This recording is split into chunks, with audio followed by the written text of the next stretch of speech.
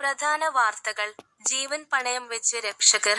കത്തുന്ന കാറിൽ നിന്ന് 5 പേരെ രക്ഷിച്ചു. 3 പമ്പ് ജീവനക്കാർക്ക് ആദരം. രക്ഷകരായത് അനിലും ബബ്ലുവും അലോകും.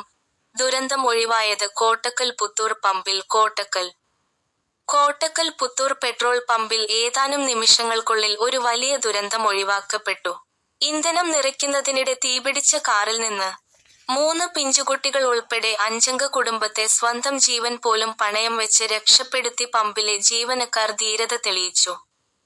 പെട്രോൾ അടിക്കുന്നതിനിടെ കാറിന് തീപിടിച്ചത് കണ്ടതോടെ പമ്പിൽ വലിയ പരിഭ്രാന്തിയുണ്ടായി. ഇന്ധന ടാങ്കിന് സമീപമാണ് തീപിടുത്തമുണ്ടായത് എന്നതിനാൽ ഒരു നിമിഷം വൈകിയിരുന്നെങ്കിൽ പമ്പ് ഒന്നാകെ കത്തി നശിക്കാനുള്ള സാധ്യതയുണ്ടായിരുന്നു. ത്യാഗത്തിന്റെ നിമിഷങ്ങൾ ഭയന്ന് പിന്നോട്ട് മാറിയ ആളുകൾക്കിടയിൽ നിന്ന് പമ്പ് ജീവനക്കാരായ അനിലും പൂർവിയയും ബബ്ലുവും അലോകും, ബീഹാർ സമസ്തതിപൂർ സ്വദേശികൾ, മുന്നോട്ട് വന്നു.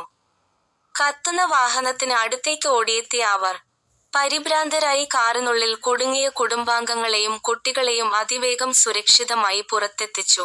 രക്ഷാപ്രവർത്തനത്തിന് ശേഷം കൂടുതൽ അപകടം ഒഴിവാക്കാനായി ഉടൻ തന്നെ ഫയർ എക്സ്റ്റിങ്വിഷർ ഉപയോഗിച്ച് തീയണക്കുകയും പിന്നീട് കത്തിയ വാഹനം തള്ളി സുരക്ഷിതമായ അകലത്തിലേക്ക് മാറ്റുകയും ചെയ്തു.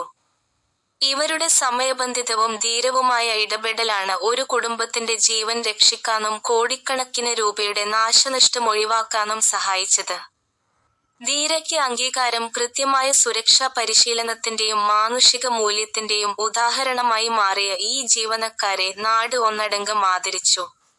ഇവർ വെറും തൊഴിലാളികളല്ല, നമ്മുടെ നാടിന്റെ കാവൽക്കാരാണ് എന്ന് കിംസ് പെട്രോളിയം മാനേജർ ഹരിദാസ് അഭിപ്രായപ്പെട്ടു.